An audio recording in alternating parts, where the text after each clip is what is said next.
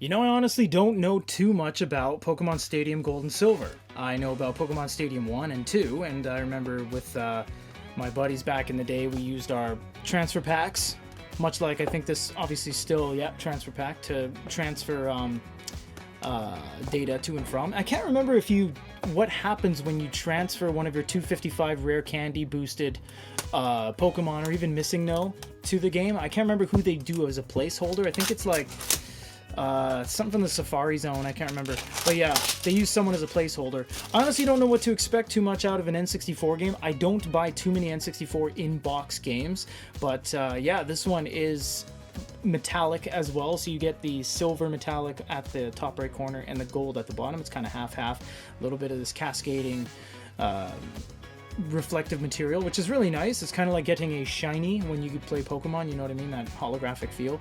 So this one, all things considered, is pretty solid. It does have all that kind of flap damage here, so you get the creasing and the crunching and the peeling of the actual you know, piece of paper removing from itself, so that's, oh well. Tray looks intact so far. I hope there's a controller card in here, and I'll explain what that is if I see one.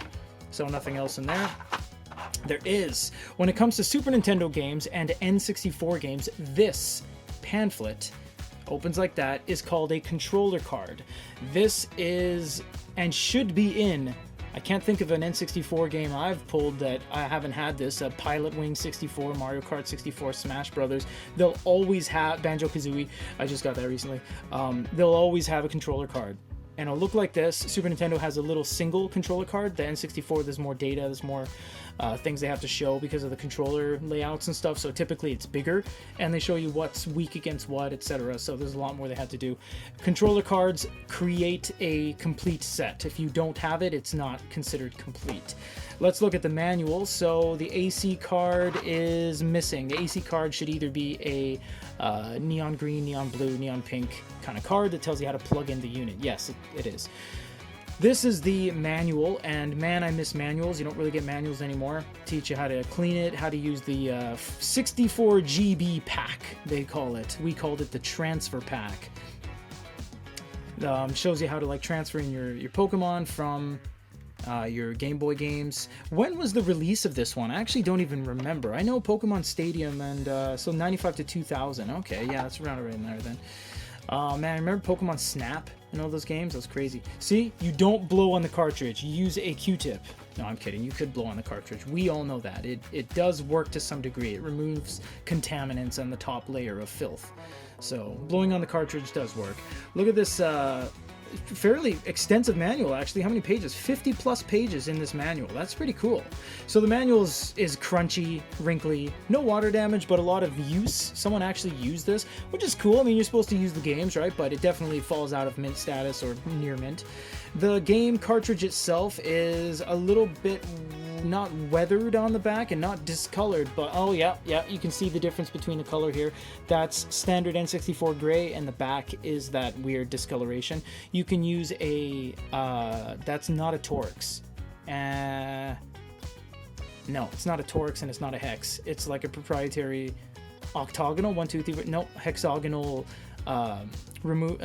screw or bolt, and then you can push these pins down and remove the back. The thing about the back is that they're not specific to the game, so you can swap out backs. You can buy garbage games like golf and you know, sport games like NFL for $1 and then swap the backs out. So that's always something you can do. And while you're in there, you can swap out the watch battery to enable save, and you clean it up a little bit. So there's things you can do while you're in there, so it's a little bit beneficial that way. The box, all things considered, is not terrible. It's not terrible. 20-year-old game, sure. Not a lot of excuse for that, though. You know, when you pull some Nintendo games into 35 plus years, yeah, when you get a box, you're like, holy moly, but this is N64, man. It shouldn't be this damaged. It is a little bit on the more damaged side, but you get what you pay for. If you're a collector, you know, this is going to be fine. If you're a fair weather collector, if you want one that's like graded and you want to frame it, nah, this is not there. But for the most part, it's looking all right. Everything's here for again, for the most part, missing the... You know what? Some people will be particular, but the plastic bag that this actually slides into, it's not Nintendo specific, but it is absent. You can use any plastic bag you want. It's totally fine.